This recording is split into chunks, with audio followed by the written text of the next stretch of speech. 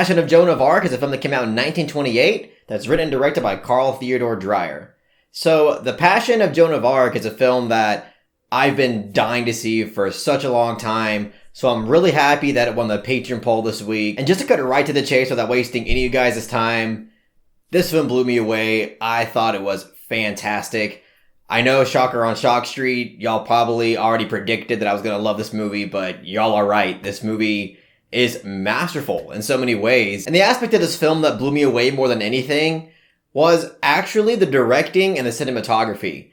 I understand that most people would say the lead performance is the thing that just really shattered their universe, which I completely understand. She was phenomenal in this film, and I'll get to that in a second. But in terms of the presentation of this film and just how this film looks, it's so ahead of its time in my opinion. I mean, to me, this is a timeless piece of filmmaking, not only thematically, but also aesthetically. I mean, just from the utilization of tracking shots in this film, the utilization of the close-up in this film, the utilization of numerous Dutch angles in this film. Like, I understand that this wasn't the first film to utilize all these filmmaking techniques, but in The Passion of Joan of Arc, there's so much consistent intention behind each frame of this film that makes it to where not only is it just so visually stunning to look at, but at the same time is so effective in provoking an emotional response from the audience and, you know, also having a symbolic or thematic meaning behind it. Whether it's some of the tilted camera angles that are supposed to represent the oppressive power dynamic,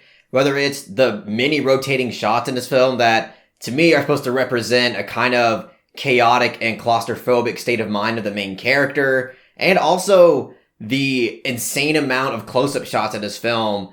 Basically, the vast majority of the shots in this film are compiled of close-ups. And I think the close-up shot in this film is utilized brilliantly because this is a film that is based on a true historical event that has to do with martyrdom. And a person that has experienced martyrdom is somebody that has undoubtedly gone through an incredibly painful but incredibly intimate and personal and also spiritual experience. And I feel like the use of close-ups in this film and also the uses of first-person perspective angles in this film make it to where, in the best possible way, is able to place the audience in the position of the main character. And it allows the audience on some level to be able to understand and experience this level of conviction and this level of an experience that not only this character, but this actual person and many people have gone through. And again, it's those close-up angles that makes this much more of an emotionally intimate experience, on top of the fact that we also get a lot of first-person perspective angles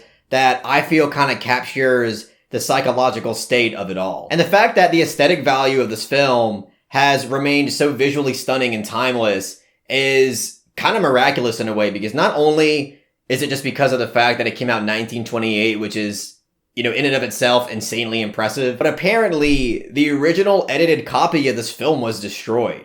So what Dreyer had to do was edit a whole different copy that were only compiled of all of the rejected takes.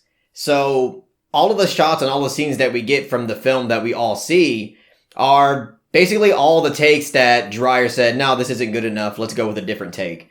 Which is pretty staggering considering the fact that this seems to be fully realized in the best way possible. And another interesting fact about this film is that a large amount of this film's budget went to all the expensive set pieces, but since, as I mentioned, a lot of this film utilizes close-up shots, hardly any of that is really seen on screen. I don't even think there's a single establishing shot in this film. I could be wrong, but I don't really remember being really much wide shots and establishing shots in this film.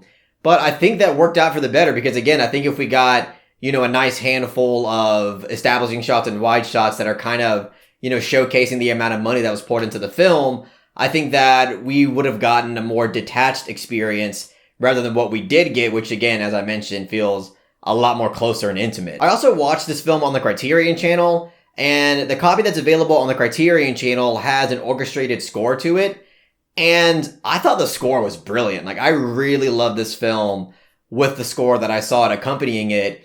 I mean, I understand that when this film was released, there was no score to it, and people say that watching this film without a score gives you a different experience, which I'm really curious. One day I will watch this film without a score and see what I get from it. Apparently, this entire film is available on YouTube without the score, so if you want to check it out, please do. But nevertheless, I really love the score. I think it match the intensity and the emotions of the film quite well. And yes, it's time to talk about the lead performance from Maria Falconetti. Yeah, a lot of people consider this performance to not only be one of the best performances by an actress ever, but the best performance ever made by an actress ever. And honestly, I don't even care to argue that, because she does give an incredibly emotionally resonant performance in this film. You really do feel every single layer of complex emotion that she presents in this film.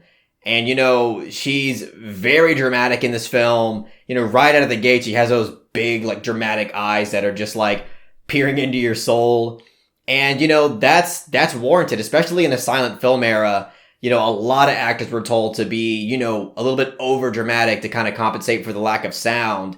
But here, it's also incredibly fitting just because of the context and the situation that the character is going through. I mean, I can only imagine how emotionally draining this performance must have been for her, because literally every single frame of this movie that she's in, she has to convey so much emotional and psychological stress, so much mental confliction, so much conviction. So, I mean, this performance was incredibly demanding, and she really knocked it out of the ballpark. And it's kind of insane that she's only been in 2 films, and this was the very last film that she was ever in. And I really loved all the philosophical questions that are raised from her story and her character, because it really makes you question where we draw the line between defining someone as crazy or just labeling somebody as having very strong and deeply held beliefs. And another layer to it, this is something that I also thought a lot about after watching the film. I don't know if anybody else did. I would love to hear what you have to say in the comments section.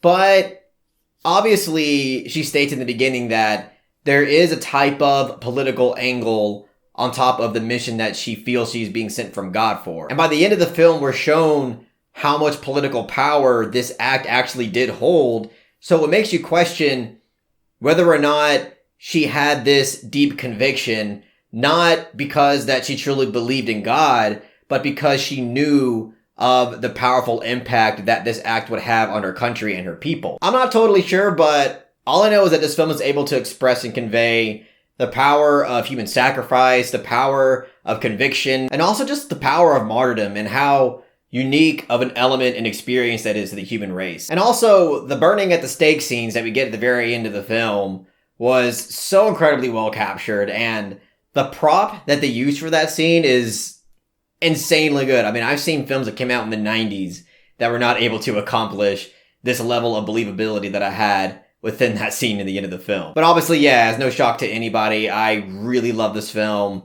I think it's brilliant and timeless filmmaking. The emotional resonance in this film is absolutely outstanding. So I'm going to give The Passion of Joan of Arc a solid 9 out of 10.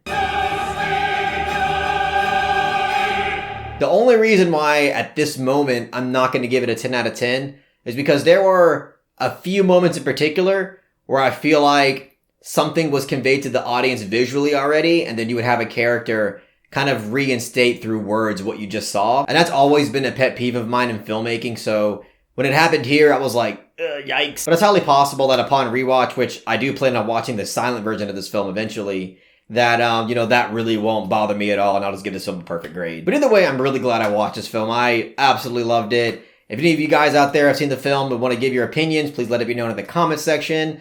That's all I got to say about The Passion of Joan of Arc. If you really enjoyed what I had to say about the film, please give it a thumbs up and share it amongst your friends. And don't forget to subscribe to the channel to be updated on more film-related content.